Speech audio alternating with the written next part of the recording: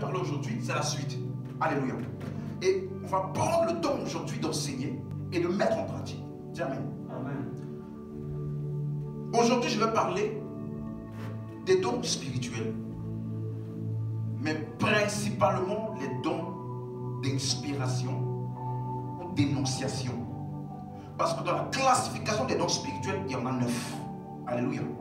Il y a les dons d'inspiration et d'énonciation, c'est des dons qui disent des choses.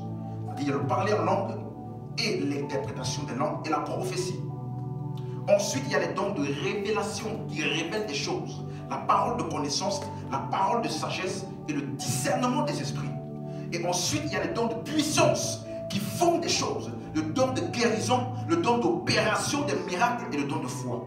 Aujourd'hui, je vais introduire les dons spirituels et je vais commencer avec les thèmes, avec les dons d'inspiration ou d'énonciation. Alléluia, parce que c'est les dons spirituels qui sont le plus étendus dans les Écritures et qui sont expliqués plus en profondeur. Dis Amen. Amen. Donc, pour commencer, 1 Corinthiens chapitre 12, verset 1. 1 Corinthiens chapitre 12, verset 1.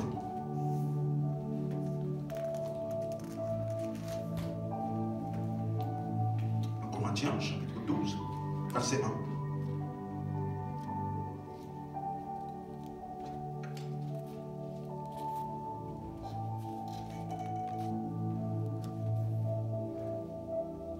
Pour ce qui concerne les dons spirituels, je ne veux pas, frères, que vous soyez dans l'ignorance. Vous savez que lorsque vous étiez païens, vous vous laissiez entraîner vers les idoles muettes, selon que vous étiez conduits. Ok. Pour ce qui concerne les dons spirituels, je ne veux pas que vous soyez ignorants ou dans l'ignorance. Et le mot don spirituel, dans la traduction originale, c'est le mot grec pneumatikos, qui est composé de deux mots, qui est composé de deux racines. Le mot pneuma, qui veut dire esprit, et le mot tikos, qui veut dire les choses qui concernent, les choses qui appartiennent à. Donc, en ce qui concerne les choses de l'esprit, je ne veux pas que vous soyez dans l'ignorance. Et le mot ignorant ici, dans le langage grec, ça veut dire une ignorance volontaire. C'est-à-dire que tu as accès, tu as la possibilité d'aller dans la connaissance, mais toi-même, personnellement, tu te restreins de cela. Et l'apôtre Paul dit, concernant les dons spirituels, il n'a pas dit, je veux que vous ayez les dons spirituels. Il a dit, je veux que vous compreniez, vous connaissez. Parce qu'il y a une certaine connaissance qui est attachée à cela, qui te permettra d'opérer dans ces dons-là avec efficacité. Amen. Donc, en Corinthiens 14, en Corinthiens chapitre 1 d'abord, verset 7. Vous allez voir qu'ici, en fait, l'apôtre Paul, il ne parle pas à une église dans laquelle tout le monde est mou. Tout le monde, personne ne connaît les dons spirituels. Non, non, non. Dans 1 Corinthiens chapitre 1, verset 7. 1 Corinthiens chapitre 1, verset 7. Juste le verset 7. De sorte qu'il ne vous manque aucun don dans l'attente où vous êtes de la manifestation de notre Seigneur Jésus-Christ. Il ne vous manque aucun don. Donc c'est une église qui avait les dons spirituels. Donc ce n'est pas suffisant d'avoir des dons spirituels. Ce n'est pas suffisant de les expérimenter. Il y a une connaissance qui est attachée à cela. Prépare 1 Corinthiens 14. Il y a une connaissance qui est attachée à cela, qui te permettra d'opérer dans ces dons-là de manière efficace. Expérimenter les dons ne sont pas suffisants. Il faut qu'après avoir expérimenté, il faut que dans ton expérimentation des dons-là, tu aies une certaine connaissance. Alléluia. Voilà pourquoi l'apôtre Paul dit encore. 1 Corinthiens 14, verset 33.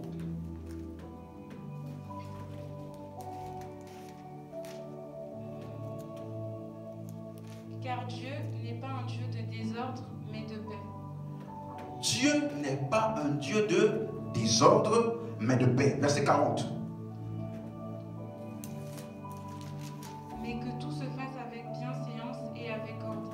Donc l'objectif de l'enseignement, c'est de permettre que ces choses-là se passent non seulement dans l'ordre de la bienséance. Parce que Dieu n'est pas un Dieu de désordre. Et dernière chose, verset 26.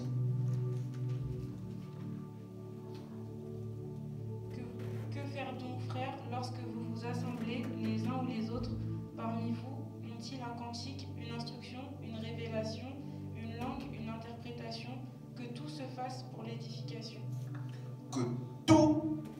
se fasse pour l'édification.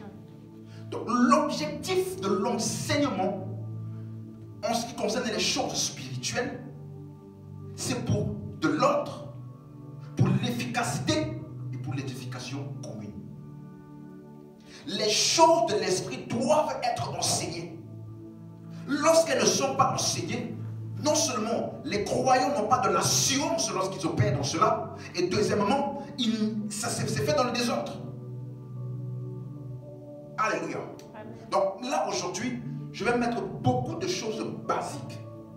Donc premièrement, en ce qui concerne les dons spirituels, la première chose qu'il faut comprendre, on revient dans 1 Corinthiens chapitre 12 là, nous étions tout à l'heure, et on va aller pas à pas, parce que c'est dans 1 Corinthiens 12 et dans 1 Corinthiens 14 que l'apôtre Paul met la doctrine en ce qui concerne les dons spirituels.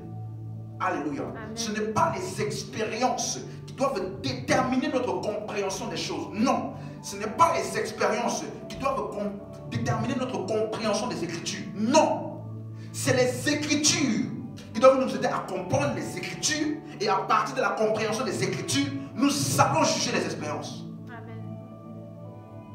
Est-ce qu'on me suit? C'est pas parce que, ah non, vous savez, moi j'ai souvent telle chose, il m'arrive souvent comme ça, donc je pense que ça là, c'est ça qu'on appelle parole de connaissance, ou bien je pense que ça là, c'est Dieu qui me parle. Non! C'est la compréhension des Écritures, ce qui est écrit, qui va me garantir de bien expliquer ce qui m'est arrivé là. Est-ce qu'on me suit? Amen. Donc dans 1 Corinthiens chapitre 12 verset 4, parce que je fais exprès de mettre le point, parce que je vais dire des choses que sûrement ça va vous étonner. Parce qu'il y a beaucoup d'enseignements là dehors sur les dons spirituels, mais qui n'est pas biblique. Essayons de comprendre. 1 Corinthiens chapitre 12 verset 4. Il y a diversité de dons, mais le même esprit. Diversité de ministères, mais le même Seigneur. C'est bon. Il y a une diversité de dons, mais le même esprit. Le mot diversité, c'est un mot grec qui veut dire diarésis, qui parle de couper une même chose en plusieurs parts. Un peu comme si tu prends une pizza, tu la coupes en plusieurs tranches. C'est l'association de toutes les parts de la pizza qui constitue la pizza. Il y a une diversité de dons, mais toute cette diversité-là, elles sont où? Dans le même esprit. Amen. Ça, c'est le basique fondamental. Donc toi, si nous avons l'esprit en nous, la diversité là est où? Est-ce qu'on me suit? Amen. Je vais aller pas à pas. Il y a une diversité. Diarésis. On parle de couper une chose en plusieurs parties. Et c'est la combinaison de ces choses-là qui font la chose. C'est la combinaison des parties qui font la chose. Et il te dit, il y a une diversité de dons, mais le même esprit. Mais le même esprit. Et lorsqu'on va parler dans le verset 10, il parle d'une diversité de langues. Interprétation des langues et diversité de langues. Et beaucoup de gens aujourd'hui, parce qu'ils ne prennent pas le temps d'aller dans l'original, ils pensent, ils disent, il y a plusieurs types de langues. Il y a la langue pour prier. Après, il y a la langue du combat spirituel. Il y a la langue de la louange. Il y a la langue des anges, la langue des hommes. Le mot diversité, quand on parle des langues, là, ce n'est pas le mot diarésis. C'est le mot grec génos. Génos, qui parle d'un type de langue qui est attribué à un type d'individu précis. La France est un peuple qui a sa langue à elle. Le Congo est un pays qui a sa langue à lui. Parce que tous les individus qui appartiennent à un peuple ont une langue. Donc le mot diversité parle de génos, qui parle de l'identité de la langue qui appartient à un peuple précis. Donc nous aussi, la Bible dit dans 1 Pierre chapitre 2 verset 9, vous êtes une nation sainte, un sacerdoce royal, une race élue. Donc nous aussi nous sommes une nation, donc nous aussi nous avons notre langue. Amen. Quand je fais la matou, s'appelle la kita malaoucha, je suis en train de parler la langue de mon pays. Amen.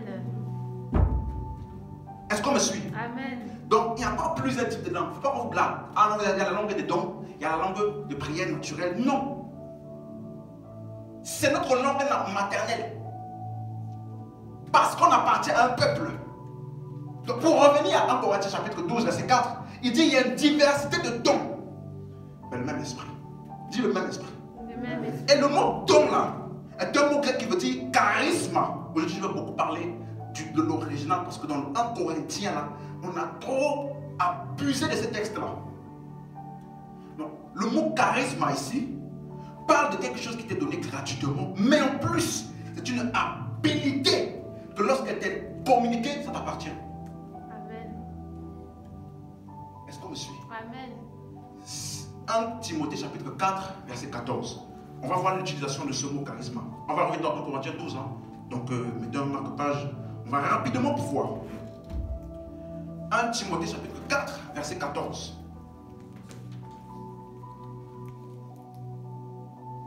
Ne néglige pas le don qui est en toi et qui t'a été donné par prophétie avec l'imposition des mains de l'assemblée des anciens. Amen. Ne néglige pas le don charisme qui est en toi. Dès que c'est charisme, c'est à toi.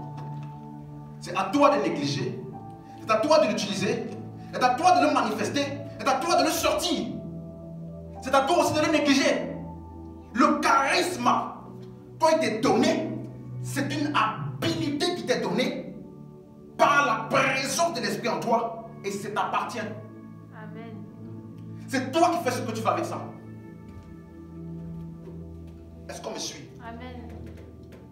Et il te dit donc la diversité de charismes, la diversité de dons est en toi par le même esprit. Donc c'est la combinaison de ces dons-là. En langue, interprétation, prophétie, tous ces dons sont dans le même esprit. Et le même esprit est où? En nous. En nous. Amen. Amen. Et voilà donc pourquoi, aucun chrétien n'est en manque de dons. Voilà pourquoi nous pouvons nous édifier les uns les autres. Nous pouvons nous édifier les uns les autres. Il n'y a pas de superstar. Il n'y a pas de superstar. Et aujourd'hui, je vais vous montrer comment l'Esprit distribue les dons là. Vous allez voir. Verset maintenant 7. Verset 7 de 1 Corinthiens 12. Or, à chacun la manifestation de l'Esprit est donnée pour l'utilité commune. Ok. À certains, à chacun. Est-ce que c'est certain? À chacun. La manifestation de l'Esprit est donnée à chacun. Il n'a pas dit les manifestations. Hein? Il n'a pas dit les manifestations de l'Esprit. Il a dit la manifestation. Comme pour dire que la diversité de dons là, c'est le même esprit qui se manifeste de plusieurs manières différentes, mais c'est le même esprit, c'est la même manifestation. Amen. Et cette manifestation là, elle est donnée à chacun. Parce que c'est le même esprit. J'ai pris le temps durant les dernières semaines d'établir ça en nous que l'esprit là, c'est notre nature. Et donc cet esprit en nous, par nature, il y a donc des activités qui sont associées à la nature. Parce que l'homme, l'être humain, avec sa nature humaine, a des activités. Il parle, il marche, il bouge, de par sa nature humaine. De la même manière, l'homme spirituel a des activités spirituelles qui sont associées à sa nature spirituelle. Et une de ces choses, on a vu la semaine passée, la prière en esprit. Ce message-là, oh mon Dieu, moi-même j'ai réécouté ça. Et aujourd'hui, il nous dit que la manifestation de l'esprit, il y a plusieurs dons dans le même esprit. Et la manifestation, c'est-à-dire ou alors les diversités de dons là, de l'esprit là, est donnée à chacun pour l'utilité commune. Il n'y a pas de superstar. Tous ont la capacité d'édifier tout le monde pour l'utilité commune. Alléluia. Amen. Est-ce que c'est clair? Amen. Ensuite, il va maintenant expliquer la manifestation là. Elle peut être de plusieurs manières. Verset 8. Verset 8. En effet, à l'un est donné par l'Esprit une parole de sagesse, à un autre une parole de connaissance, selon le même esprit. Selon le même Esprit. Le même Esprit. il fait exprès. Parce que quand les gens disent allez, il a donné ça, allez, il a donné ça, il dit c'est le même esprit. Le même esprit là, il peut donner ça. Il peut se donner l'autre. Verset 9. À un autre, la foi par le même esprit, à un autre, le don des guérisons par le même esprit, à un autre, le don d'opérer des miracles, à un autre, la prophétie, à un autre, le discernement des esprits, à un autre, la diversité des langues, à un autre, l'interprétation des langues. Ok. Maintenant, soyez attentif au verset 11. Très très important, verset 11. Un seul et même esprit opère toutes ces choses, les distribuant à chacun en particulier comme il le veut. Ok. On va maintenant faire ce qu'on appelle l'exégèse biblique. Exégèse, ça veut dire que tu prends un verset, tu le décortiques tellement que le verset là devient comme si toi qui avait écrit ça. Tu as pris la pensée que l'auteur avait au moment où il écrivait ce qu'il écrivait. On ne fait pas, dans l'interprétation biblique, on ne fait pas l'exégèse. I-N-S. Exégèse. Il y a l'exégèse et il y a l'exégèse. Exégèse, ça veut dire que tu viens dans la Bible pour mettre ta propre pensée dedans et chercher les versets qui appuient déjà ta propre pensée. Mais quand tu fais l'exégèse, tu mets ta propre opinion, tout ça de côté, tu laisses la Bible te donner sa propre pensée, tu la prends, tu la comprends et tu l'appliques. Tu n'abuses pas des Écritures. Amen. Amen. Dis Amen. Amen. Donc voilà pourquoi il dit ceci. La manifestation est donnée à tous. Le mot manifestation, c'est le mot phanero. Phanero qui veut dire mettre en exergue, mettre dehors, dévoiler quelque chose qui était voilé, dévoilé à l'extérieur. Et il dit donc que cette manifestation est donnée à chacun. Donc depuis le jour où tu as reçu l'Esprit, le jour de ton baptême du Saint-Esprit, la manifestation a été donnée.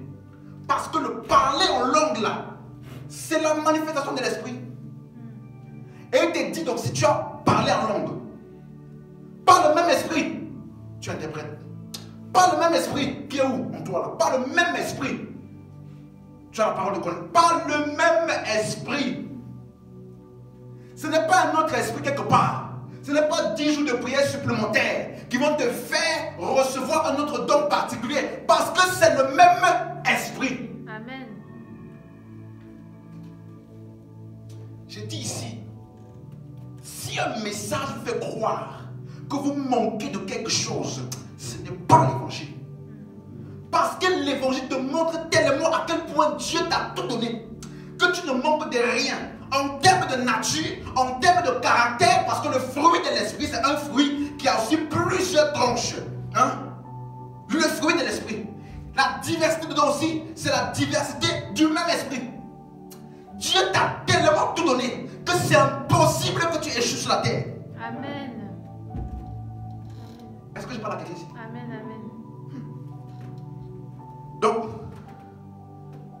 tous les croyants fonctionnent avec la manifestation de l'esprit. Tous. Parce que celui qui s'attache au Seigneur est avec lui. Un seul esprit. Donc, si la diversité est dans le même esprit, la diversité là est en moi. Amen. Maintenant, allons dans l'exégèse, verset 11. On va décortiquer le verset là. Parce que c'est ici que beaucoup voyagent. Ils quittent, ils étaient sur le bon chemin. Ils détournent, ils voyagent maintenant. Donc, on va les ramener sur le chemin aujourd'hui. 1 Corinthiens chapitre 12, verset 11. Un seul et même esprit opère toutes ces choses-là, les distribuant à chacun en particulier comme il veut. Première chose, toutes ces choses, c'est quoi toutes ces choses? Les 9 dons de l'esprit qu'il a cités précédemment. Donc, les 9 dons de l'esprit là, c'est ça qu'il appelle toutes ces choses. Le mot opérer, c'est le mot qui veut dire énergéo. On a lu tout à l'heure dans 1 Corinthiens 12, verset 6. Il y a une diversité de dons, mais le même esprit. Une diversité d'opérations, mais le même Dieu qui opère tout en tous. Ok? Donc le mot opérer veut dire énergéo. Ça veut dire être efficace, être actif, être à l'œuvre. Donc il est en train de dire, écoutez-moi, le même et seul esprit, c'est lui qui rend toutes ces choses-là actives, opérationnelles. Donc si l'esprit là est en toi, écoute-moi bien, les 9 dons de l'esprit sont actifs en toi. Les 9 dons de l'esprit sont manifestés. Ils sont opérationnels en toi. Maintenant, comment est-ce qu'ils sont distribués et se manifestent? On me suit? Amen. On me suit? Parce que c'est le même esprit. Maintenant, comment est-ce que l'esprit distribue-t-il? Le mot distribuer veut dire diaréo, qui veut dire diviser en parts, qui veut dire déchirer en plusieurs morceaux. Un même morceau qu'on déchire en plusieurs morceaux. Ça revient à la diversité. Et dis donc, cette diversité-là est donnée à chacun. À l'un, il a donné ceci. À l'autre, il a donné cela. Mais comment est-ce qu'il a donné? Parce que tous les dons sont en moi. Comment l'un manifeste et l'autre manifeste, comment ça se fait? Il distribue à chacun comme il le veut.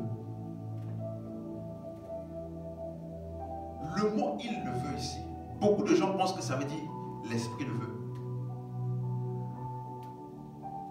Quand vous lisez ça, il distribue à chacun comme il le veut. Mais le « il » ici, il peut être attribué à 2 personnes. Soit l'esprit, soit chacun. Il distribue à chacun comme l'esprit le veut, ou alors il distribue à chacun comme chacun le veut. Comment savoir? Dis avec moi exégèse. Jean chapitre 6 verset 11. Lorsqu'il y a une analogie, une expression biblique, il faut aller dans la Bible pour voir quels sont les lieux et les endroits où cela a déjà été écrit de cette façon, pour voir quel est le véritable sens. Est-ce qu'on me suit? Amen. Jean chapitre 6 verset 11. Lorsque les disciples distribuaient le pain, la Bible dit que Jésus-Christ a multiplié le pain et que les disciples ont distribué. Regardez comment ça s'est passé. Jean 6, 11. Tu peux lire, ma soeur? Jésus prit les pains, rendit grâce et les distribua. Ok. Jésus prit les pains et les distribua. Donc il y a les pains, il y a la distribution. Ok? Continue. Il distribua à ceux qui étaient assis. Il leur donna de même des boissons autant qu'ils en voulurent. Lorsqu'ils furent assis. C'est bon. Il a donné les poissons autant que qui ont voulu. Les gens. Jésus a pris les pains pour donner aux disciples et les disciples ont distribué autant que les gens en voulaient. Allô? Amen. Peut-être que quelqu'un va dire, acte 2, 44. Il va dire, prouve mieux. Ok. Acte 2, 44. 44 et 45. Tous ceux qui croyaient étaient dans le même lieu et ils avaient tous tout en commun. Tout en commun. Ok? Ok, vas-y. Ils vendaient leurs propriétés et leurs biens et ils partageaient le produit entre tous selon les besoins de chacun. Hein? Ils ont vendu et le prix, l'argent, ils ont distribué ou partagé le produit entre tous selon le besoin de chacun. Acte 4, verset 34. Donne-moi d'évidence pour que ce soit tellement clair. Acte 4, 34. Ensuite, on va revenir dans 1 Corinthiens 12. Car il n'y avait parmi eux aucun indigent. Tous ceux qui possédaient des champs ou des maisons les vendaient, apportaient le prix de ce qu'ils avaient vendu et le déposaient aux pieds des apôtres. Et l'on faisait des distributions à chacun selon qu'il en avait besoin. On faisait des distributions à chacun selon qu'il en avait besoin. Donc pour revenir à 1 Corinthiens chapitre 12 verset 11. Donc c'est en fonction de comment le récipient il veut. Ce n'est pas en fonction de comment l'esprit veut, parce que l'esprit veut toujours. L'esprit distribue la diversité à chacun en fonction de comment chacun veut. Et en fonction du besoin. C'est pourquoi il y a des gens qui ont déduit souvent, vous savez, les évangélistes, ils ont beaucoup le don des miracles. Ils ont beaucoup le don de prophétie aussi. Les miracles parce qu'ils voient les choses. Mais si dans les croisades qu'ils font là, il y a beaucoup de malades. Le besoin, vu que c'est pour l'utilité commune, le besoin, et si l'évangéliste lui-même, il est disposé et il veut, ça manifeste. Amen. Donc quand tu rentres dans un lieu et qu'il y a un besoin, si tu le veux, tu verras la gloire de Dieu. Amen. Aucun chrétien n'est en manque. Est-ce que tu me suis? Amen. Tous les dons là qui sont en moi, actifs, opérationnels et distribués en fonction du besoin et du désir. Dis Amen. Amen. Alléluia. Ce n'est pas l'esprit qui détermine, c'est toi.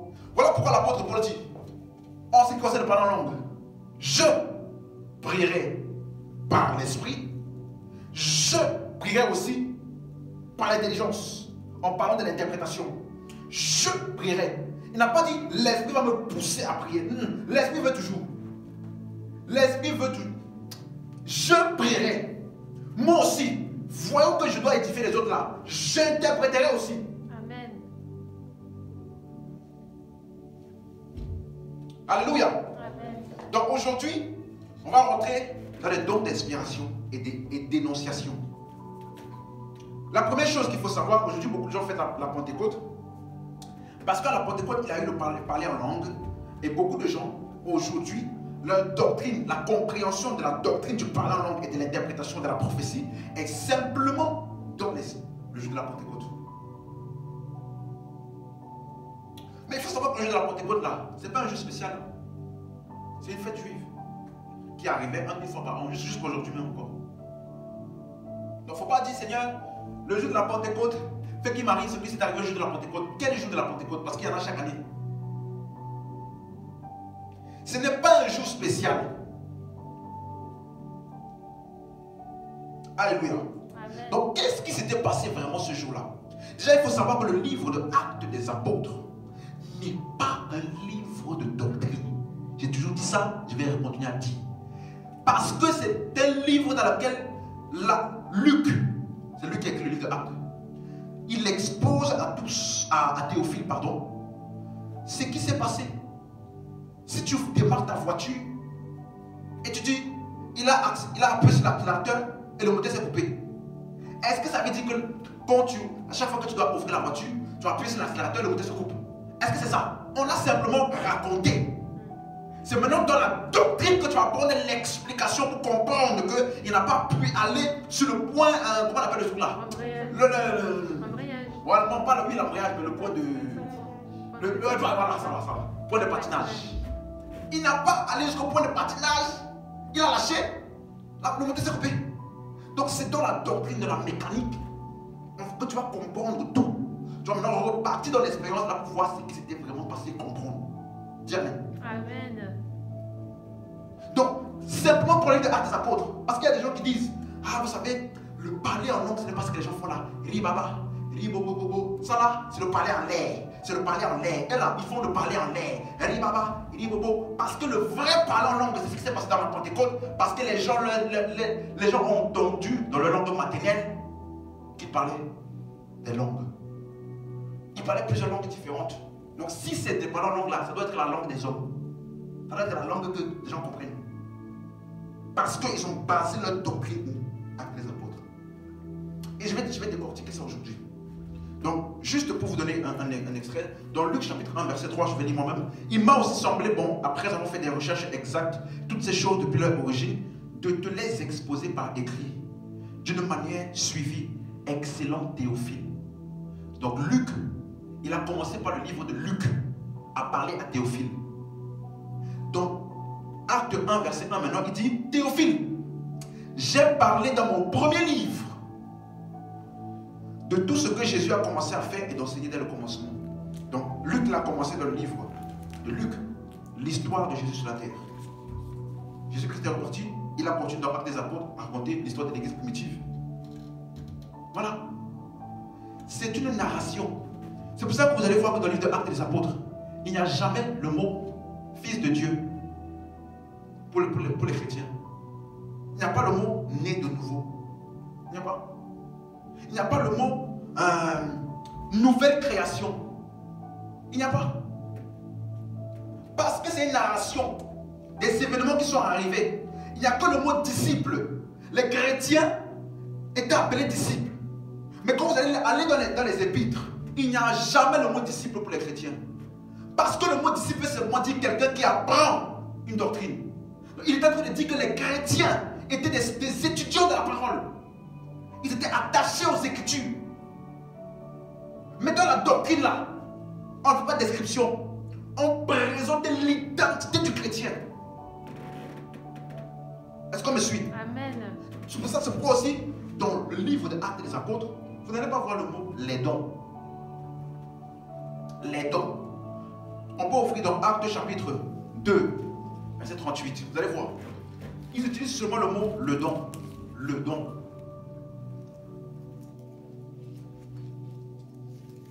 Pierre leur dit, repentez-vous et que chacun de vous soit baptisé au nom de Jésus-Christ pour le pardon de vos péchés et vous recevrez le don du Saint-Esprit. Vous recevrez le don. Ok? La même chose dans Acte 11, verset 17.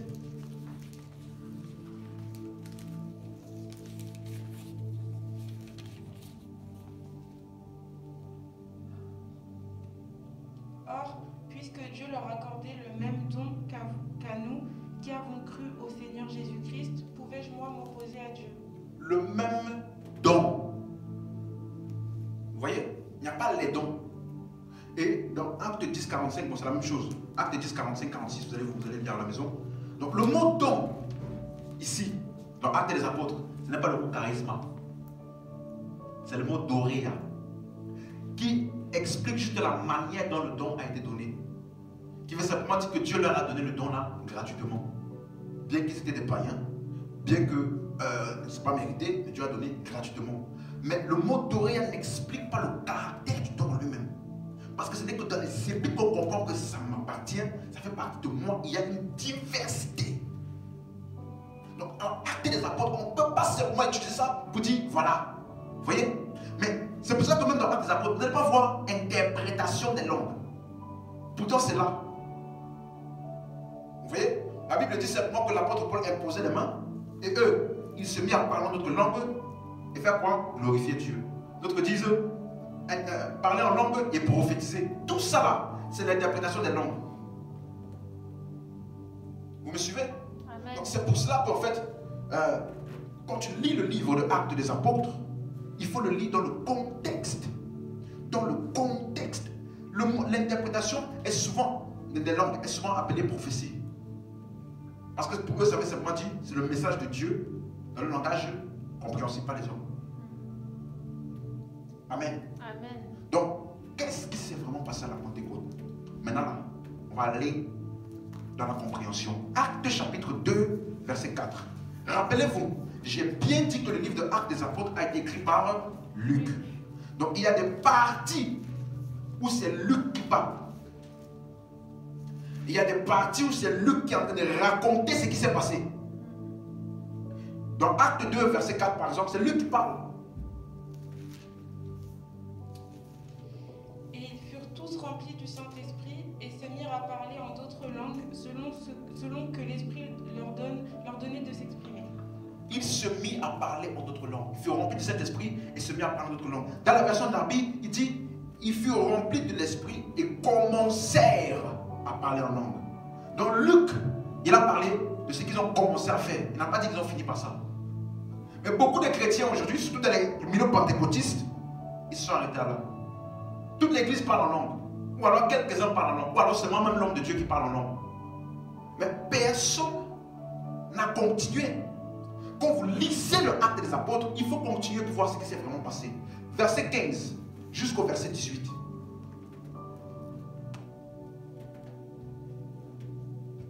Ces gens ne sont pas ivres comme vous le supposez, car c'est la 3e heure du jour, mais c'est ici ce qui a été dit par le prophète Joël. Dans les derniers jours, dit Dieu, je répandrai de mon esprit sur toute chair. Vos fils et vos filles prophétiseront, vos jeunes gens auront des visions, et vos vieillards auront des songes. Oui, sur mes serviteurs et sur mes servantes, dans ces jours-là, je répandrai de mon esprit, et ils prophétiseront. Ici maintenant, c'est Pierre qui parle. Acte 2, 4, Luc. Acte 2, 15 à 17 à 18. Pierre explique ce qui s'est passé là. Il dit que c'est la prophétie de Joël qui s'est accomplie. En parlant de quoi? Prophétiser. Il n'a pas dit parler en langue. Il a dit prophétiser. Est-ce qu'on me suit? Amen. Au verset 38 à 39. Pierre leur dit, repentez-vous et que chacun de vous soit baptisé au nom de Jésus-Christ pour le pardon de vos péchés et vous recevrez le don du Saint-Esprit, car la promesse est pour vous, pour vos enfants et pour tous ceux qui... Ok. Et vous recevrez le don du Saint-Esprit. C'est quoi le don du Saint-Esprit là? La promesse. Donc, Pierre a expliqué l'événement là comme le don du Saint-Esprit qui est l'accomplissement de la promesse qui avait été faite dans Joël. Et cette promesse parlait de quoi? Prophétiser. Est-ce qu'on me suit? Amen. Donc, à la Pentecôte là, il n'y avait pas que parler en langue. Ils ont commencé par parler en langue. Ils furent remplis de l'esprit et commençaient à parler en langue. Est-ce qu'on me suit? Mais ils ne se sont pas arrêtés au parler en langue. Ils ne se sont pas arrêtés là parce que l'apôtre Pierre, quand il vient maintenant pour parler, il dit, c'était l'accomplissement de la promesse qui disait que les fils et les filles devaient quoi? Prophétiser. On me suit? Amen. Verset 33.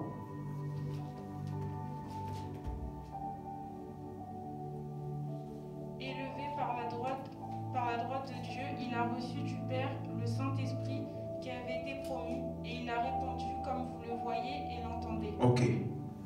Il a répandu l'esprit comme vous le voyez et comme vous l'entendez. Et il faut comprendre. Ici, on a déjà vu deux personnes qui ont parlé. Luc et Pierre. Mais beaucoup de gens, ils s'appuient, pas sur Luc, pas sur Pierre, sur les païens. Sur ce que les païens ont dit. Regardez, donc ce que les païens ont dit là, il y a 4 groupes de personnes. Il y a 4 versions différentes. Lisons Actes des Apôtres chapitre 2 à partir du verset 5. Or, il y avait en ces jours à Jérusalem des Juifs, hommes pieux de toutes les nations qui sont sous le ciel. Voilà.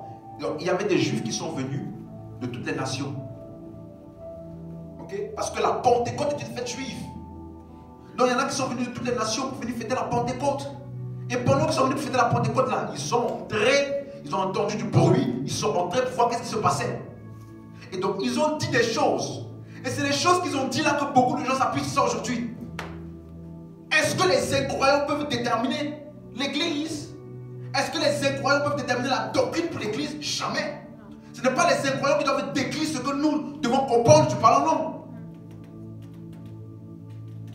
Lisons ce qu'ils ont dit à partir du verset 8.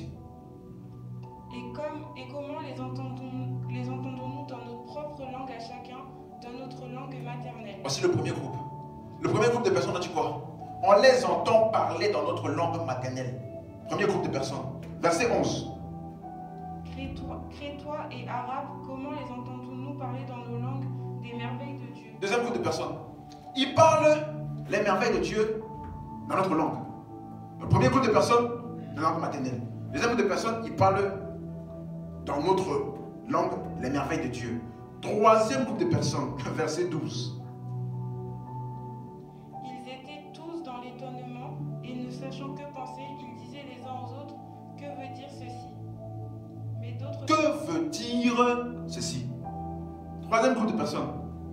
Que veut dire ceci? Verset 13. Mais d'autres se moquaient et disaient, ils sont pleins de vin doux. Ils sont pleins de vin doux. Donc, résumé, parmi les païens là, il y a 4 groupes, 4 versions différentes. Il y a ce que Pierre a dit, du même événement. Hein. Il y a ce que Luc a dit, du même événement. Il y a ce que les incroyants ont dit. Et beaucoup ont établi la doctrine sur ce que les incroyants ont dit. Quel dommage. C'est ça qu'on appelle la bénédiction de comprendre dans le contexte. Parce que ce que Pierre a dit, c'est ça la doctrine. Il a expliqué l'événement à partir des Écritures. Luc a aussi commencé, Pierre a établi, et l'apôtre Paul va venir mettre un point final pour bien expliquer. Donc 1 Corinthiens chapitre 4 verset 2. 14, pardon. 1 Corinthiens 14 verset 2. L'apôtre Paul maintenant, il va établir la doctrine vis-à-vis du parler en langue. Soyons maintenant très attentifs. En effet, celui qui parle en langue ne parle pas aux hommes, mais à Dieu, car personne ne le comprend. C'est en esprit qu'il dit des mystères. Personne ne le comprend. Si c'est le parler en langue là, personne ne comprend. Donc s'il y a des gens qui sont venus dire, on a entendu ça, on a entendu cela, ce n'était pas le parler en langue. Parce que d'après la doctrine dans les épîtres, parler en langue là, on ne comprend pas. Verset 16.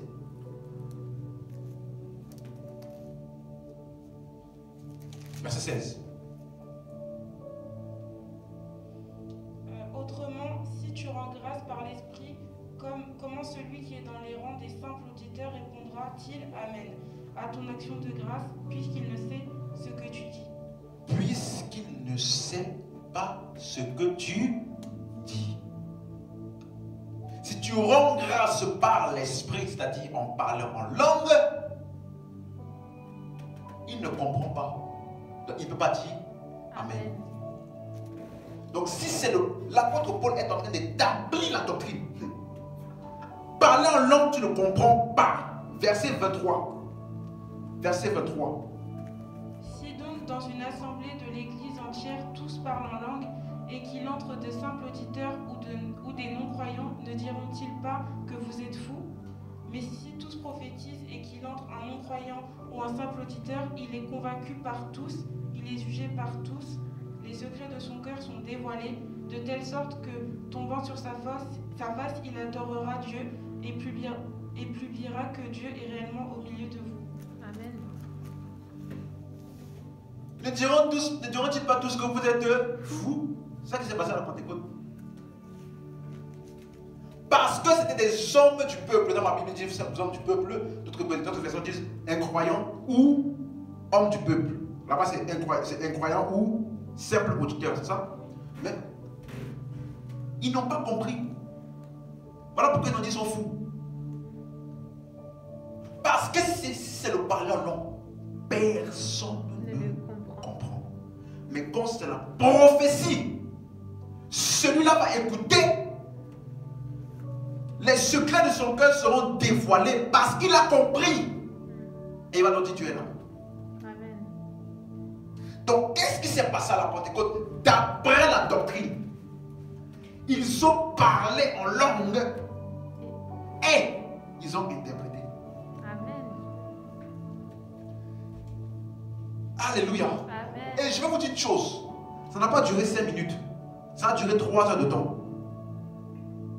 Parce que dans Acte 2, chapitre 1, La Bible dit, dans la version Semeur, quand le jour de la Pentecôte arriva, et dans la tradition juive, quand on dit que le jour est arrivé, on parle de l'heure zéro, heure numéro 0. Et dans le verset 15, il dit, ces gens ne sont pas ivres, comme vous le supposez, car c'est la 3e heure du jour. Non, le jour est pleinement arrivé, 0. Et quand les gens là sont arrivés, c'était la 3e heure. Donc, la première fois qu'ils ont parlé en langue, ils ont parlé en langue pendant 3 heures de temps. Et nous aujourd'hui, pendant 5 minutes, il est déjà fatigué. Et tu veux fonctionner? Tu fonctionnes avec l'esprit. Eux là, le parlant n'existait jamais dans l'univers. Ils ont parlé pour la première fois en langue. Comment? Ils ont commencé à parler. Et ensuite, ils ont interprété. Ensuite, ils ont encore parlé. Ensuite, ils ont interprété. Pendant 3 heures de temps. Jusqu'à ce que c'est devenu naturel maintenant. Ils se sont familiarisés avec ce fonctionnement de l'esprit. Ça veut dire que les choses de l'esprit, elles sont en nous, mais nous devenons efficaces avec la pratique. Dis Amen. Amen. Les choses de l'esprit sont en nous, mais elles deviennent efficaces. Amen. Nous opérons efficacement avec la pratique. C'est pourquoi il ne faut pas avoir honte. Il ne faut pas avoir peur d'interpréter. Il ne faut pas avoir peur de prophétiser. Tu reçois quelque chose de quelqu'un, dis. Amen. N'aie pas peur. Même si tu te trompes, l'esprit qui est en nous là, c'est l'esprit de perfection. N'aie pas peur. Parce que plus tu pratiques, plus tu as de l'assurance, plus tu deviens efficace. Amen. Dis Amen. Amen. Donc on va aller dans la compréhension du parler en langue et de l'interprétation, ou alors de la prophétie. Parce que c'est ça qui s'est passé dans la Pentecôte. 1 Corinthiens encore, chapitre 14. 1 Corinthiens chapitre 14, à partir du premier verset. Recherchez l'amour, aspirez au don spirituel, mais surtout à celui de prophétie. Regardez-moi. Aspirez au don spirituel. Il n'a pas dit aspirer à avoir. Aspirer au don spirituel. Désirez fonctionner dans ça. Désirez voir les malades guéris. Désirez prophétiser. Amen. Désirez être une bénédiction pour vos frères et pour vos sœurs. Amen. Parce que l'esprit distribue en fonction de comment tu aspires. Amen. Amen. Il y en a, on voit dans l'église. Vous avez l'impression que leur don favori, c'est la prophétie. Ils prophétisent beaucoup. C'est parce que son aspiration est beaucoup tournée vers cela. Mais il ne manque pas des autres. Il a simplement négligé les autres. Amen. La Bible dit quoi? Ne néglige pas le don qui est où? En toi. Donc, en fonction de comment tu aspires, en fonction de comment tu négliges, c'est ça qui se manifeste. Voilà pourquoi les gens ont déduit. Moi, j'explique maintenant les expériences qu'ils ont là par la doctrine. Et je dis que quand tu aspires, ça se manifeste plus facilement, plus efficacement. Quand tu négliges, tu as l'impression que tu n'as pas. Mais c'est pas parce que tu n'as pas, c'est parce que tu as négligé. Amen. Dis Amen, dis Amen. Amen. Aspirer au don spirituel, mais surtout à celui de la prophétie. Donc tu peux aspirer à tous les dons, et tu peux aspirer à d'autres dons encore plus. Ça dépend de qui? Vous. Il n'a pas dit aspirer à ce que le Saint-Esprit puisse vous donner des dons. Non. Ils sont en toi. Il y a une diversité de dons, mais le même esprit. Et il distribue à chacun comme chacun aspire. Comme chacun en a besoin. Dans l'apôtre Paul te donne l'instruction, aspire donc. Aspire donc à ça. Parce que c'est ce que tu aspires là qui va se manifester. Amen. Ce que tu n'aspires pas, ça ne va pas se manifester. Dis Amen encore. Amen. Verset 2. En effet, celui qui parle en langue parle aux hommes, mais à Dieu, ne parle pas aux hommes, mais à Dieu, car personne ne le comprend, et c'est en esprit qu'il dit des mystères. Ok. Celui qui parle en langue, il ne parle pas aux hommes, il parle à Dieu. Verset 3. Celui qui prophétise, au contraire, parle aux hommes, les édifie, les exhorte, les console. Ok. Il commence le verset 2. Celui qui parle en langue, il explique. Il dit maintenant, celui qui prophétise, qu'est-ce qu'il fait? Il parle aux hommes. Il parle pas à Dieu, il parle aux hommes. Dans quel but? Pour les édifier, pour les exhorter, pour les consoler. Pas pour leur mettre dans la honte. Pas pour les condamner. Pas pour les accuser. Pas pour les dire, ah non, tu sais, ça fait 4 jours. Dieu me montre que tu pêches beaucoup en ce moment. Hier soir, j'ai une vision où j'ai vu comment tu étais couché au lit avec la sœur telle. Alors mon frère, il faut que tu arrêtes ça parce que sinon, c'est le feu de l'enfer qui t'attend. Ça, ce n'est pas la prophétie, ça c'est le charlatanisme. Amen. Prêche.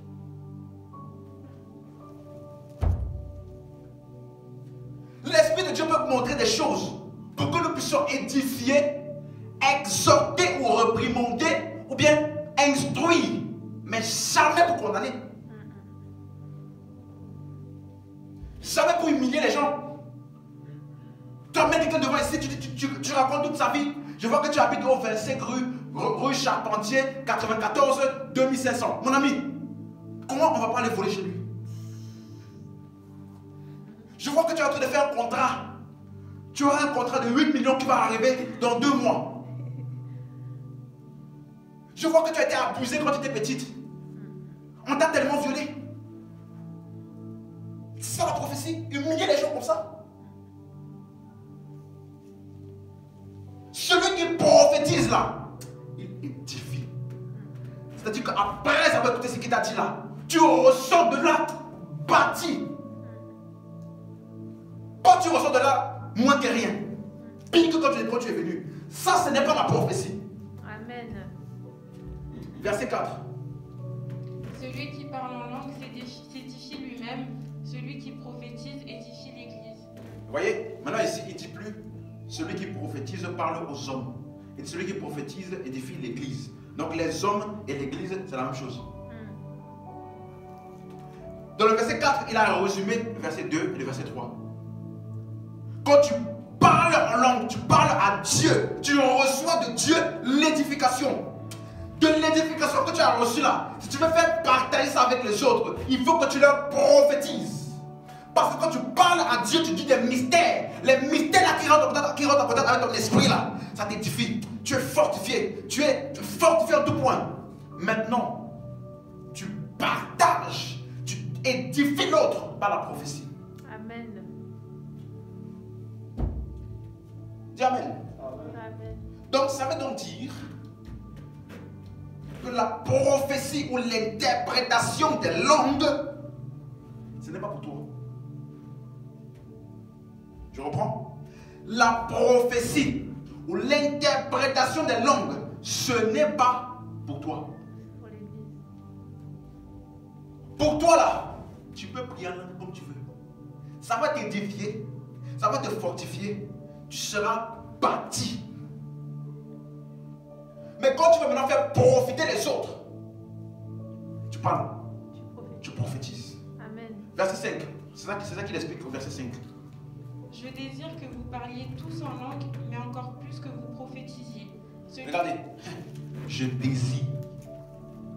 Dans les dons là, il faut désirer. C'est ce que tu désires qui se manifeste. Amen. Il dit, je désire que vous parlez en langue, mais je désire encore plus que vous prophétisez. Celui qui prophétise est plus grand. La Bible dit. Celui qui prophétise est plus grand que celui qui parle en langue. À moins que ce dernier interprète. Pourquoi? Pour que l'Église en reçoive de l'édification. Celui qui parle en langue, celui qui prophétise, il est plus grand que celui qui parle en langue. À moins que celui qui parle en langue là interprète pour que l'Église soit édifiée. Donc prophétie, c'est égal à quoi? Parler en langue plus interprétation. C'est clair ou c'est pas clair? C'est clair. Et quand il dit celui qui est plus grand là, ça ne veut pas dire que, est-ce que si je parle en langue, Manama, Sogolo, Shogolo, est-ce que l'autre là il prophétise, ça veut dire qu'il est plus grand que moi? C'est pas ce qu'il est en train de dire. Il est en train de parler en termes de bénéfices dans une assemblée, quand on est comme ça dans une assemblée. Quand je prie en langue, quand je prophétise, je vous suis plus bénéfique que celui qui parle en langue. Amen. Amen. Amen. Parce qu'il dit que celui qui parle en langue doit interpréter pour que l'église reçoive l'édification. Est-ce qu'on me suit? Amen. Donc c'est important de comprendre. Donc parler en langue, interprétation, c'est ça qu'on appelle prophétie. C'est la même chose que prophétie. Parce que le but final, c'est pour que l'autre soit édifié. Donc dans 1 Corinthiens 14, l'apôtre Paul parlait beaucoup en fonction de quand on s'est réunis entre nous. Pour que l'autre aussi puisse recevoir de l'édification de moi. Il faut donc que moi, quand je m'édifie, je puisse faire bénéficier l'autre aussi par l'interprétation ou par la prophétie. Et là, tout à l'heure, je vais expliquer comment ça fonctionne, la séquence. La séquence. Dans 1 Corinthiens chapitre 14, verset 13, maintenant. C'est pourquoi que celui qui parle en langue prie pour avoir le don d'interpréter. Ok. Ici, là, c'est très, très mal traduit. Parce que ce verset-là, beaucoup de gens pensent qu'on peut parler en langue, hein, mais il faut que tu pries à Dieu pour que Dieu te donne le don d'interpréter. Déjà, première des choses, il n'y a pas pour avoir le don de. Il n'y a pas ça dans l'original. C'est les traducteurs qui ont vu prie pour interpréter. Il dit non, prie, je pense que ça veut dire prie pour avoir le don d'interpréter. C'est eux qui ont rajouté avoir le don d'interpréter là. Mais dans l'original, c'est qu'il prie pour interpréter. Or, le mot pour, ça veut dire ina, qui veut dire afin de. Avec l'objectif de. Donc, c'est pour ça que dans la version Martin, il dit, c'est pourquoi que celui qui parle en langue prie de telle sorte qu'il interprète. Vous ne savez pas toujours. Lisez le verset 14. Il dit, car si je prie en langue... ok, c'est juste ça. Au verset 13, il dit parler en langue, n'est-ce pas? Au verset 14, il dit prier en langue. Donc parler en langue et prier en langue, c'est la même chose. On me suit. Maintenant, regardez comment je vais traduire. Donc verset 13. Que celui qui prie en langue là, qu'il prie avec l'objectif d'interpréter. Après. Est-ce qu'on me suit? Amen. Quand tu pries en langue et que c'est pour les frères et sœurs qui sont autour pour qu'ils reçoivent l'interprétation, prie en langue avec l'objectif. Ou alors, prie en langue et prie l'interprétation. Ça ne va pas venir de quelque part ailleurs, c'est en toi. Le même esprit qui t'a fait prier en langue là, c'est le même esprit, même esprit, même chose, même esprit, tu interprètes. Donc quand je fais Lima, Sapara, Lokoto, Zenama, Topalaï, Baba, Baba, Baba, Jato, Kobarama, ainsi parle le Seigneur. Sois fort, sois courageux. Ce que j'ai mis en toi est beaucoup plus fort que ce qui est à l'extérieur. Donc ne panique pas, avance, fais ma volonté, car Dieu est avec toi. Amen. Ça là, c'est une parole pour quelqu'un ici. Amen. Amen. Amen. C'est une parole pour quelqu'un. Je n'ai pas fait un effort surnaturel. Hein? J'ai interprété ce que j'ai parlé parce que c'est le même esprit. Je prierai par l'esprit. Je prierai avec l'intelligence. C'est dans le confin de ma volonté. C'est dans le confin de mon désir et de ma capacité et du besoin. Que celui qui prie en langue, qu'il prie l'interprétation. Verset 14, pourquoi? Car si je prie en langue, mon esprit est en prière. Moi seul je reçois l'édification. Moi seul je suis fortifié. Moi seul. Mais mon intelligence est stérile. Mon intelligence ne pourra rien amener à l'autre là. Parce que le mot stérile parle de porter du fruit. Mon intelligence ne pourra pas faire à l'autre là, je n'ai bénéficié des fruits. Il ne pourra rien bénéficier. Je recevrai l'édification moi seul. Verset 15. Que faire donc? Je prierai par l'esprit, mais je prierai aussi avec l'intelligence. Je chanterai par l'esprit, mais je chanterai aussi avec l'intelligence. Dis avec moi, je prierai. Je prierai Par l'esprit. par l'esprit. Je prierai Je prierai par l'intelligence. par l'intelligence. C'est moi qui décide. Dis Amen. Amen. Verset 16.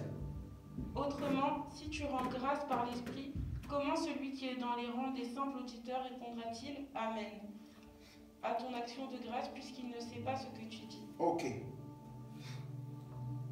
Si tu rends grâce par l'esprit, comment on rend grâce par l'esprit? En langue. L'autre là, il ne pourra pas dire Amen. Donc en réalité, suivez-moi maintenant. Si je ne prie pas pour que l'autre dise Amen, il n'y a pas besoin d'interpréter. Si ma prière, ce n'est pas pour que l'autre la dise Amen, je n'ai pas besoin d'interpréter. Voilà pourquoi les gens disent ah non, vous venez à l'église. La Bible dit, si tout le monde prie en langue dans tous les sens, on ne va pas dire que vous êtes fous. Mais est-ce que vous remarquez qu'il a dit, si celui qui est dans les rangs du simple auditeur, dans la Bible ici c'est l'homme du peuple, il n'a pas dit du croyant. Il n'a pas dit du croyant, il n'a pas dit celui qui a Jésus-Christ. Il n'a pas dit ça. L'homme du peuple. Et après je vais expliquer c'est qui l'homme du peuple. C'est écrit le simple auditeur, vous allez voir. C'est un mot fort, hein. Quand moi j'ai découvert ça, j'étais étonné. L'homme du peuple là, ce n'est pas tous les croyants. Donc si ma prière, imaginons maintenant je dis levez-vous tout le monde, que chacun prie à Dieu.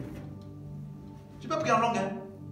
Parce que ta prière là c'est à Dieu. C'est pas pour que ton frère t'écoute et qu'il soit édifié. Et qu'il dise Amen. Alléluia. Verset 17. Tu rends, il est vrai, d'excellentes actions de grâce. Quand tu pries en langue, tu rends d'excellentes actions de grâce, mais l'autre n'est pas édifié. Donc l'édification ici là, dans la prophétie ou l'interprétation, c'est toujours et toujours pour l'autre. C'est un don qui sert à l'autre, pas pour toi. Pour toi là, tu as seulement ton riba, soto, beba, la mane, nakuta là. Tu es édifié. Mais l'autre là, il n'a pas compris. Il n'a pas bénéficié des mystères que tu as dit en esprit. Alléluia. C'est pourquoi dans les cultes comme ça, on peut prendre le temps, comme dans l'Acte des Apôtres, ils ont prié en langue pendant 3 heures de temps. Et ensuite, à la fin, on peut donner une interprétation qui est un résumé de tout ce qu'on a prié là. Pour que les hommes du peuple là, que je vais définir tout à l'heure, eux au moins ils disent Amen, ils comprennent ce qui s'est passé. Amen. Alléluia. Amen. Donc c'est qui ces hommes du peuple là? Parce qu'il dit, ils doivent dire Amen à l'action de grâce, pas à la prière. C'est à l'action de grâce qu'on fait où? À la fin de la prière. C'est ça qu'ils disent, ils avaient dit quoi? Amen. C'est ça qui dit que l'action de grâce là, c'est l'interprétation qu'on donne après avoir prié en langue tout le monde. Pour que eux au moins qui sont là, qui n'ont rien compris de ce qu'on fait là, ils puissent au moins à la fin comprendre ce qui s'est passé et dire aussi quoi? Amen. Donc c'est qui les hommes du peuple? Verset 23. Hommes du peuple ou bien dans la Bible là-bas c'est simple auditeur. Verset 23, on va finir. Si donc dans une assemblée de l'église entière, tous parlent en langue et qu'il entre de simples auditeurs ou des non-croyants, ne diront-ils pas que vous êtes fous? Ok. Des simples auditeurs ou des non-croyants. Dans l'assemblée de l'église entière. Dans la version Semeur, il dit si des personnes non averties ou des incroyants. Donc c'est qui les incroyants? C'est ceux qui n'ont pas cru en Jésus-Christ, qui n'ont pas encore reçu l'évangile. C'est ceux qui sont contre l'évangile ou qui n'ont pas encore reçu l'évangile, ils n'ont pas encore cru. Donc eux déjà ils sont déjà de côté. Mais on dit qu'en plus de eux là, un autre groupe de personnes peut aussi faire partie de l'assemblée. Donc dans l'assemblée là, il peut avoir des incroyants. Il peut aussi avoir des personnes qu'on appelle des personnes non averties. Le mot personne non avertie là, vous êtes prêts? Écoutez, idiotes. En grec, ça veut dire idiotes. Idiot, après tu rajoutes ES à la fin. Qu'est-ce que ça veut dire? Ça veut dire illettré, ignorant, immature en ce qui concerne les opérations de l'esprit. Voilà pourquoi l'apôtre Paul a dit quoi? Bien-aimés, concernant les dons spirituels, je ne veux pas que vous soyez ignorants. Et pourquoi un homme peut-il être ignorant? C'est parce qu'on l'a pas enseigné. Donc il y a beaucoup de gens là d'ailleurs, j'en ai déjà parlé avec quelques-uns. Ah, le parler en langue là, c'est pas pour tout le monde. C'était pour l'époque des apôtres. Et aujourd'hui, quelques-uns seulement Dieu donne. Il y en a beaucoup qui sont dans les églises. Bon, aujourd'hui, on n'est pas très nombreux. Mais dans les grandes salles, souvent, on demande qui parle. Est-ce que tout le monde parle en langue ici? Vous allez voir. Pas tout le monde. Il y en a qui aiment la parole. Mais parler en langue là, ils ne veulent pas. Donc, on dit que dans l'assemblée, s'il y a des idiotesses, des personnes qui sont illettrées en ce qui concerne les choses spirituelles, pour ne pas les délaisser complètement, qu'est-ce qu'on fait? On prie.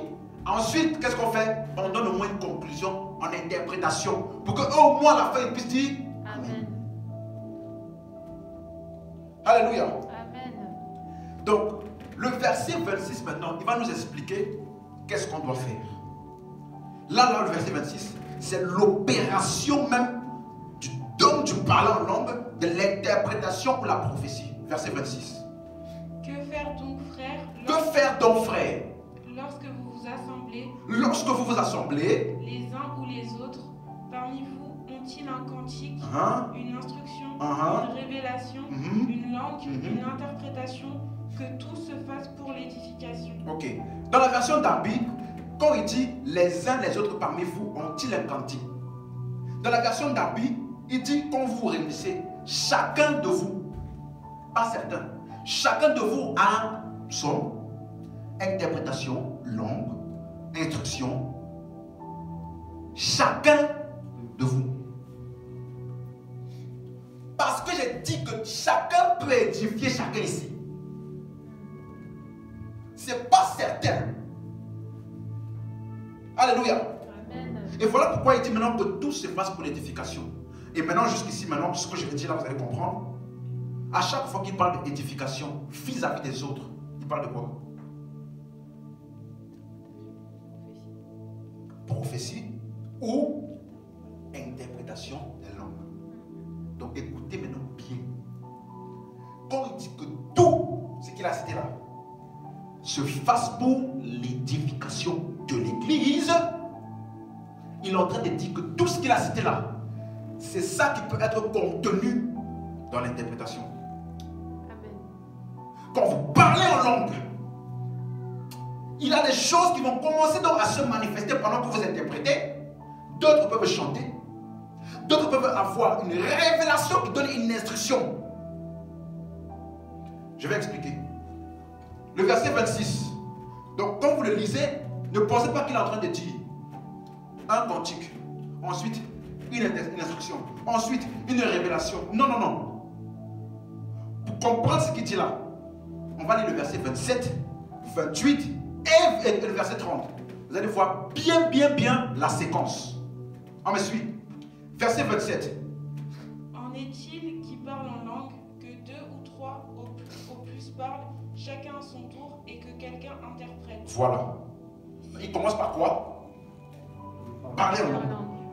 Ensuite, interprète. Et là, ce qu'il est en train de dire ici, c'est dans le cadre où tout le monde est en train de vous écouter. Hein?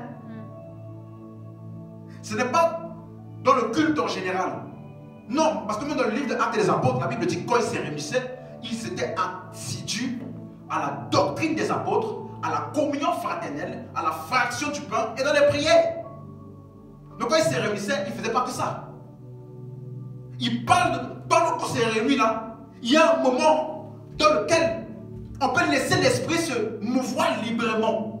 Et que si quelqu'un reçoit quelque chose et qu'on doit l'écouter, s'il commence à parler en langue, que un ou deux ou trois parlent en langue, et quand ils ont fini de parler en langue là, qu'ils s'asseyent, ou alors qu'eux-mêmes, quelqu'un interprète. Mais s'il n'y a pas d'interprète là, lisez le verset 28. n'y a point d'interprète, qu'on se taise dans l'église et qu'on parle à soi-même et à Dieu. Hein? Voilà le verset que les gens disent. Quand on parle en langue dans l'église, si on n'interprète pas, qu'on se taise. Donc je ne comprends pas pourquoi dans les églises, les gens parlent en langue dans tous les sens. Et après, ils n'interprètent pas. Ce n'est pas ce qu'il est en train de dire. Quand on lit la Bible, là, il faut lire. Il ne faut pas lire sa pensée. Il faut lire ce que ça dit. Qu'on se taise et qu'on parle. Vous avez lu ça pour moi? S'il n'y a pas d'interprète, qu'on se taise et qu'on parle. Question. On peut se taire et parler en même temps? Non. Donc le taire là, c'est taire vis-à-vis des oreilles des autres.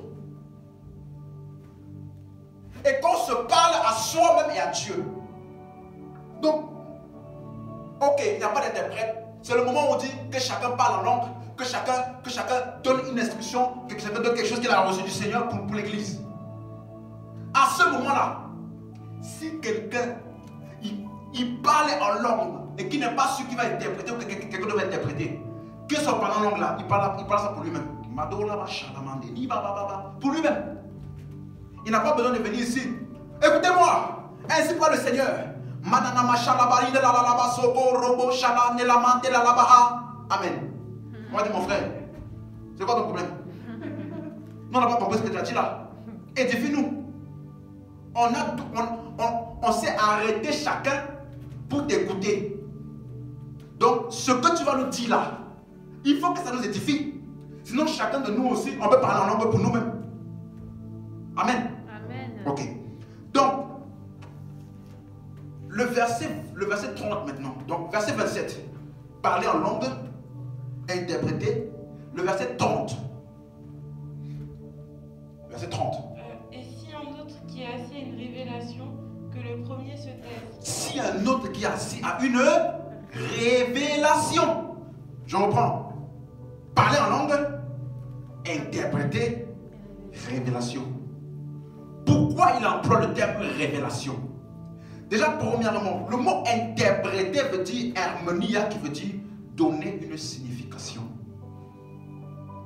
Si je parle maintenant en portugais, ma femme là, elle va comprendre. Vous n'allez pas comprendre, je pense, je ne suis pas sûr. Vous voyez? Maintenant, après je vais parler en portugais, moi-même, je donne maintenant ce que j'ai dit en portugais là, en français. Vous allez comprendre. Donc le mot interprétation veut dire donner une signification à quelque chose qui a été dit, que nous avons entendu, mais nous n'avons pas compris. Donc tu peux entendre sans comprendre. Ok? Si je dis maintenant, Liba Baba Soto, vous pouvez répéter ça. Liba Baba Soto. Mais c'est pas ce que ça veut dire. Jusqu'à ce qu'on te donne l'interprétation. Pour que ça soit dans un langage que tu comprends.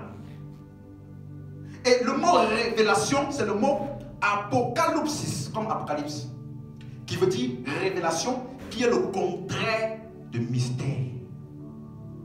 Celui qui parle en langue, c'est un esprit qui dit des mystères. Mais quand il interprète ça, dans l'interprétation là, il y a une révélation dedans, des mystères.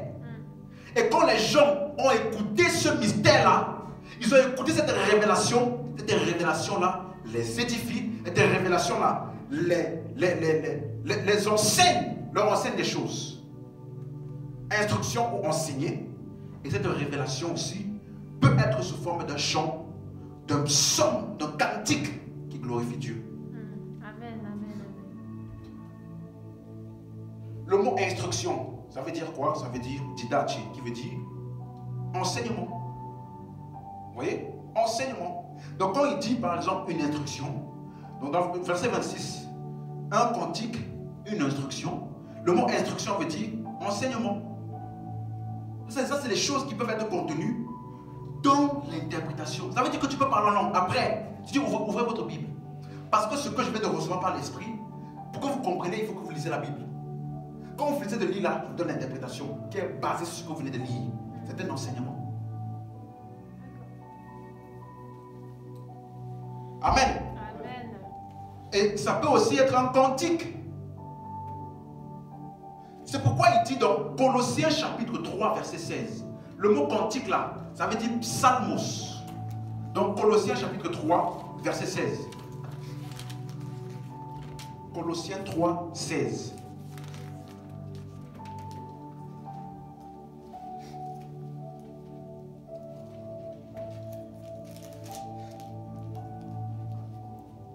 Colossiens 3, 16. Que la parole de Christ demeure en vous dans toute sa richesse. Instruisez-vous et exhortez-vous les uns les autres en toute sagesse, par des psaumes, par des hymnes, par des cantiques spirituels, chantant à Dieu dans vos cœurs en vertu de la grâce. Vous voyez? Instruisez-vous, exhortez-vous, que la parole de Christ là demeure abondamment en vous. Comment? Richement en vous. Comment? En vous instruisant les uns les autres. Comment? Comment est-ce que l'instruction là va venir? Au travers de la révélation d'une interprétation dans laquelle c'est sous forme d'un psaume. Et le psaume là, c'est un hymne. Psaume ou hymne qui est contenu dans les cantiques spirituels. Le cantique spirituel là, c'est ça. Qui vient de l'interprétation de la langue que tu as chantée. Je prierai par l'esprit, je chanterai. Je prierai aussi par l'intelligence. Je chanterai par l'esprit, je chanterai aussi par l'intelligence. Ça veut dire que pendant que nous pouvons être en train de prier en langue, chacun, tout le monde prie en langue, et ensuite, au bout d'un moment, quelqu'un commence à chanter en langue. Pendant qu'il chante en langue là, il donne l'interprétation du chant qui glorifie Dieu et qui exalte l'œuvre de la croix, la parole de Christ. Et quand nous le chantons tous ensemble, nous sommes édifiés et cette parole-là demeure davantage en nous. C'est pourquoi il faut faire attention au chant que nous chantons. C'est pourquoi avant de fonctionner dans les dons de l'esprit là, il faut être bien enseigné la doctrine de Christ. Parce que quand quelqu'un vient chanter, je viens dans ta présence, le cœur soit fait de toi, ça fait bien au cœur. Mais quand tu viens dans sa présence là, tu étais où avant? Hein? Quand quelqu'un chante, viens, ô Saint-Esprit, viens inonder ma vie, comme le jour de la Pentecôte, Esprit descend sur moi, comme le jour de la Pentecôte. Et quand les gens chantent, ils pleurent, comme le jour de la Pentecôte, Esprit descend sur moi. Il était où avant? Je ne sais pas. Il était où? Il était là-bas où? Toi, tu étais ici. Et toi, tu vas revivre la Pentecôte qu'ils ont eu là-bas là. Alors que l'esprit qu'ils ont reçu à la Pentecôte est en toi, demeure en toi pour l'éternité. Ça, c'est, je ne sais même pas quoi dire. Que la parole de Christ demeure où? En vous. Donc même le chant là, c'est une prédication. C'est une prédication dans un langage prolongé. Hein?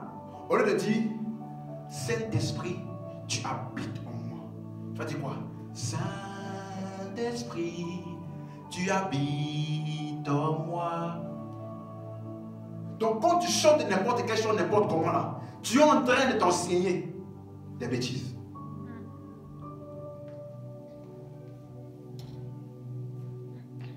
Est-ce qu'on me suit? Seigneur, fais-moi voir ta gloire.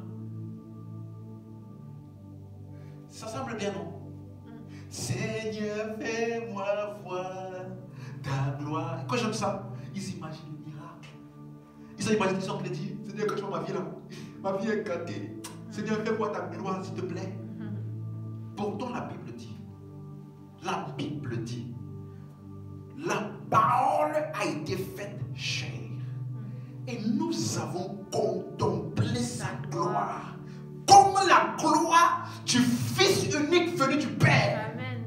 Et il dit qu'on nous contemple dans un miroir la gloire de Dieu. Donc quand tu contemples la gloire de Dieu là, ouvre ta Bible. Regarde l'œuvre de la croix.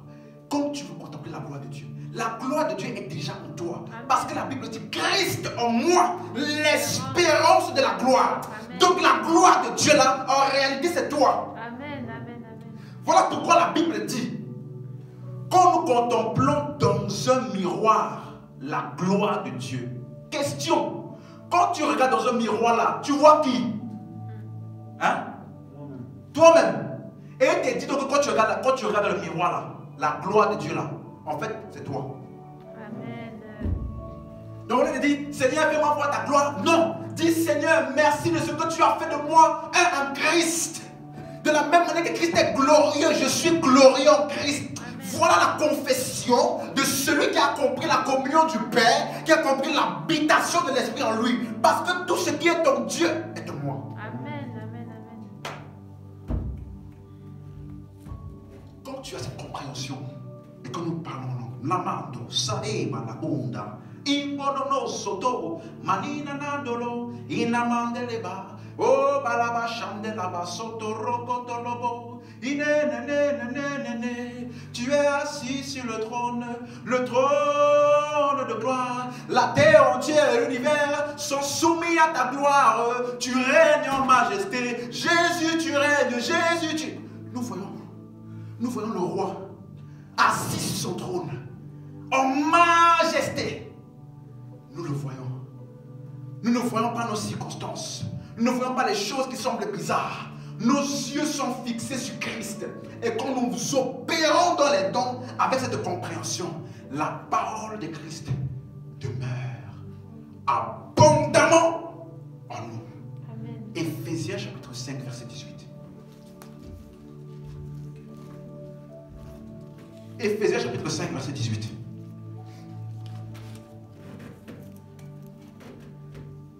Et 19, vas-y. Ne vous enivrez pas de vin, c'est de la débauche. Soyez au contraire remplis de l'esprit. Entretenez-vous par des psaumes, par des hymnes, par des cantiques spirituels, chantant et célébrant de tout votre cœur les louanges du Seigneur. Remplis de l'esprit. Comment entretenir des psaumes, des hymnes, des cantiques spirituels. Chantons et célébrons de tout votre cœur les louanges du Seigneur. Quand tu le fais, quand nous le faisons, nous sommes remplis. Nous sommes remplis.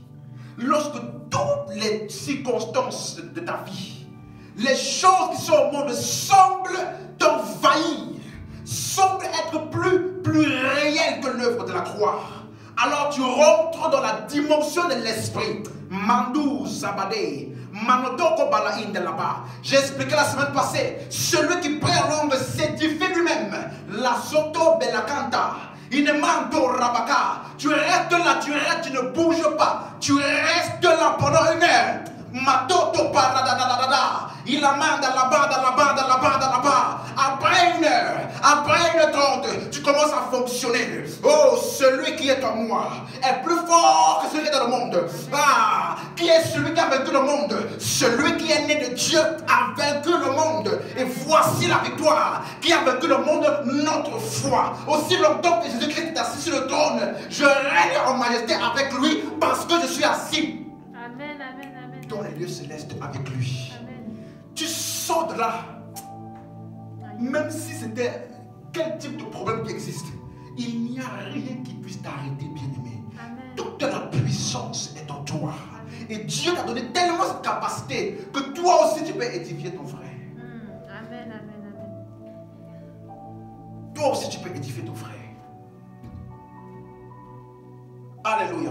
Amen. Donc la meilleure manière, lorsqu'on veut laisser l'esprit se manifester, prions en langue. Vous interprétez.